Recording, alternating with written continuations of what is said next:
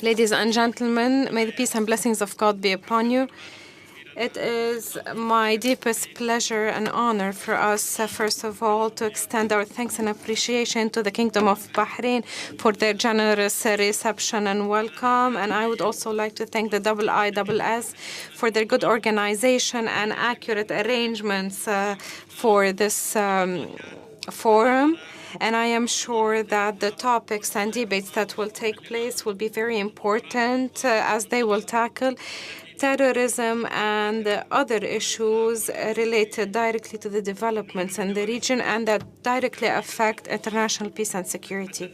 It is my pleasure to be given this opportunity to address you about the latest developments in our country and other issues in the region, issues that are of concern to all of us, and which will define the fact that any problem in any of our regional countries will undoubtedly influence other regional countries. Therefore, one of the main benefits of such conferences is to draw a concerted vision among the participants so as to find the proper solutions without meddling into the country's internal affairs. Ladies and gentlemen, you all know the rapid developments that my country, Yemen, has witnessed recently. Even though the state's general trend, mainly the political leadership, leans towards reducing the losses and damages due to the crisis that we have seen in the last few years under the so-called Arab Spring, where the political leadership was keen on achieving national convergence to avoid slipping into the trap of armed conflicts.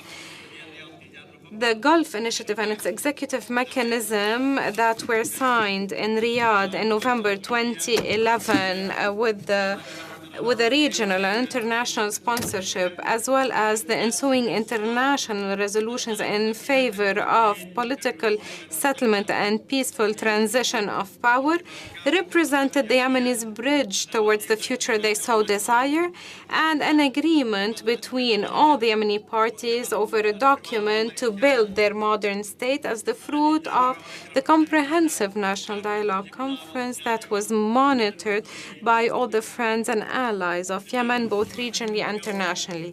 However, a number of violations have been carried out by the Houthis, and this almost caused a total disintegration of the situations. However, the Yemeni people were able to win in favor of their security and stability. And last September 21st, we have signed the National Partnership and Peace Accord, upon which Yemenis depend to achieve a real partnership between all the parties to manage the affairs of the country and to deliver all the medium and heavy weaponry to the state and to put an end to any non-governmental armed manifestations. Accordingly, a government was established and entrusted with monitoring the implementation of this accord, of this agreement, as well as the outcomes of the National Dialogue Conference, and prepare for a constitutional referendum, and the future parliamentary elections. Ladies and gentlemen, the phenomenon of terrorism is no longer the concern of one specific country. It has turned into a real threat for all the regional countries and also for international peace and security. Accordingly, the efforts of Yemen and its war against terror stems from the doctrine and the determination to eradicate this phenomenon in a final manner. Of course, in the framework of international partnership and cooperation. Yemen was one of the first countries that were damaged by terrorism and therefore has substantially contributed to countering terrorism, especially when it comes to information sharing and joint operations.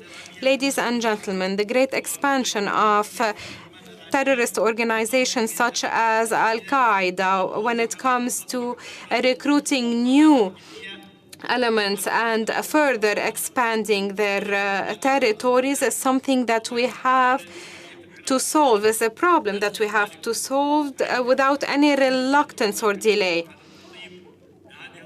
we have drawn a real lesson from what Daesh, ISIS has done, since no one was expecting for this organization to be this mighty and this forceful.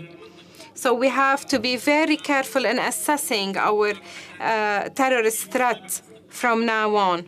We have to put an end to the sources of recruitment and financing, and this has to take place as an integrated system with the participation of all the countries in the world, because this will help us prevent any disastrous implications that may be of concern to all the countries in the world. Ladies and gentlemen, along with the approval and the blessing of Yemen for the international war against ISIS, it's also important for us to fight ISIS and Al-Qaeda in general at all levels, as well as stifling the support it receives so as to defeat it and prevent its expansion into other locations. Facing this threat demands ending the sources of financial support of these radical groups, and at the same time, it will require reducing the recruitment operations that are carried out by Al-Qaeda and preventing the arrival of new terrorist elements to Daesh, as well as further cooperation and coordination to fight Daesh and Al-Qaeda in general, specifically information sharing and joint operations. This will require also sending aid and assistance to developing states to better their economy.